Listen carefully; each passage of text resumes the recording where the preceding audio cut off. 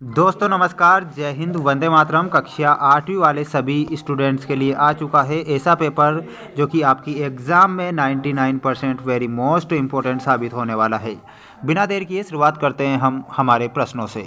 पहला जो क्वेश्चन आपसे पूछा गया है, वेरी मोस्ट प्रश्न, भूमि कौन सा संसाधन है। वेरी मोस्ट प्रश्न जो कि आपकी एग्ज़ाम में आपको देखने को मिलेगा। भूमि कौन सा संसाधन है, यहाँ पर आपको बताना रहेगा ये प्राकृतिक संसाधन है। भूमि प्राकृतिक संसाधन है। अगला क्वेश्चन है, भूपृष्ठ के कुल क्षेत्रफल का कितना प्रतिशत भाग भूमि है। यानी कि भूपृष्ठ के कुल क्षेत्रफल का कितना प्रतिशत भाग भूमि है। यहाँ पर आप बताएंगे 30%। 30% आपका करेक्ट होगा। सभी विद्यार्थी वीडियो को लाइक कर दीजिए, क्योंकि हमारे द्वारा जो प्रश्न बताए जा रहे हैं आपको रिवीजन के तौर पर बताए जा रहे हैं, अच्छे से आपको रिवीजन करना है। पहाड़ी भूभागों में आने वाली प्राकृतिक आपदा कौन सी है। यानी कि पहाड़ी और भूभागों में आने वाली प्राकृतिक आपदा के बारे में आपसे पूछा गया है, तो यहाँ आपको भूस्खलन आप करेक्ट करेंगे। पृथ्वी पर मानव उपयोग के लिए अलवण जल कितने प्रतिशत होता है। अलवण का अर्थ होता है कि जो खारा ना हो। यहाँ आप लगभग 1% ये याद रखेंगे, लगभग 1%। भूमि उपयोग के निर्धारण के लिए मानवीय कारक कौन सा है। वेरी मोस्ट है। भूमि उपयोग के निर्धारण के लिए मानवीय कारक कौन सा है, तो मेरे प्यारे विद्यार्थियों, प्यारे साथियों, यहाँ आप करेक्ट करेंगे, वो हो जाएगा जनसंख्या।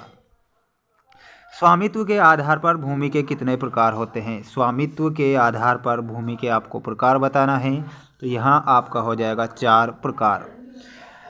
साझा संपत्ति संसाधन किसे कहते हैं। साझा संपत्ति संसाधन किन्हें कहा गया है, तो यहाँ आप बताएंगे सामूहिक भूमि को साझा संपत्ति संसाधन कहते हैं।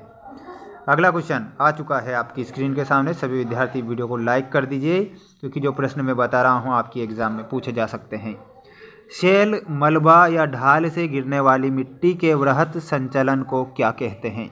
शैल, मलबा या ढाल से गिरने वाली मिट्टी के वृहत संचलन को क्या कहते हैं, तो यहाँ आप करेक्ट करेंगे भूस्खलन। भूस्खलन मेरे प्यारे विद्यार्थियों करेक्ट होगा। जनसंख्या का विवरण असमान पाया जाता है। जनसंख्या का वितरण असमान पाया जाता है।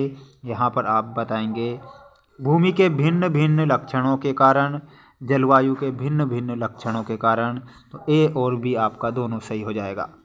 भूमि का उपयोग किया जाता है तो किसके लिए। खनन के लिए, वानिकी के लिए, कृषि के लिए, सभी के लिए आपका करेक्ट होगा। औसतन एक भारतीय नागरिक प्रतिदिन जल का उपयोग करता है कितने लीटर, तो 150 लीटर जल। ठीक, इस प्रकार आप करेक्ट उत्तर याद रखेंगे। और अब आ चुके हैं आपकी स्क्रीन के सामने रिक्त स्थानों की पूर्ति कीजिए वाले वेरी मोस्ट प्रश्न। क्वेश्चन है, 1 सेंटीमीटर मृदा बनाने में का समय लगता है, तो आपको बताना है सैकड़ों वर्षों का समय लगता है। सैकड़ों वर्षों का आप करेक्ट करेंगे। ठीक, सैकड़ों वर्षों का।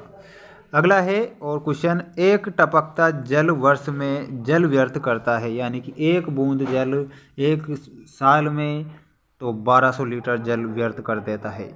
1200 लीटर यहाँ पर आप फील करेंगे। भारत के भाग में बांस प्रचुर मात्रा में मिलता है, तो उत्तर पूर्वी भाग में। तो उत्तर पूर्वी भाग सभी विद्यार्थियों को करेक्ट करना रहेगा, उत्तर पूर्वी भाग में। सभी विद्यार्थियों को चैनल को सब्सक्राइब करना है। हमारे द्वारा आपको 4 सेट बताए जाएंगे।